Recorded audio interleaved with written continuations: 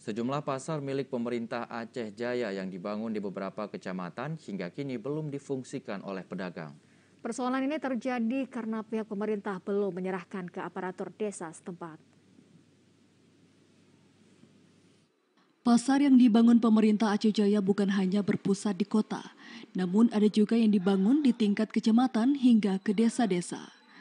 Pembangunan ini dilakukan agar pedagang di tingkat desa memiliki tempat untuk berjualan, sehingga warga sekitar mudah mendapatkan kebutuhan sehari-hari.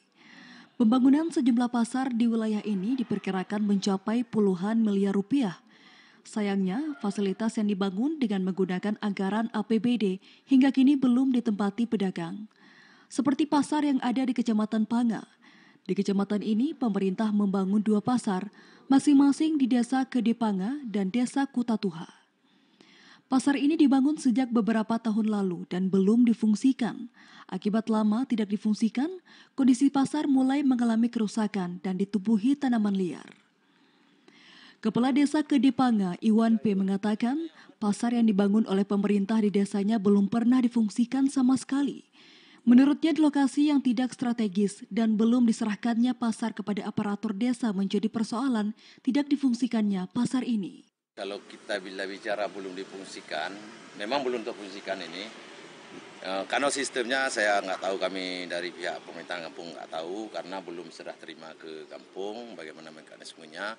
Tapi yang jelas, yang pertama kemungkinan besar lokasinya tidak strategis karena bukan di tempat ramai ataupun bukan di tempat semestinya lah. Cuma walaupun bukan di tempat semestinya, kita kan wajib memelihara dan memajukan pasar ini, tapi kami pihak kampung belum bisa, Pak. Lebih lanjut, ia mengatakan pasar di Kedepanga telah beberapa kali dilakukan pekerjaan dan pihaknya memperkirakan anggaran yang telah dikeluarkan juga sangat besar hingga jutaan rupiah. Dirinya juga berharap pasar di daerahnya bisa segera difungsikan agar dana yang telah dikeluarkan tidak sia-sia. Dari Aceh Jaya, Musliadi, TVRI melaporkan.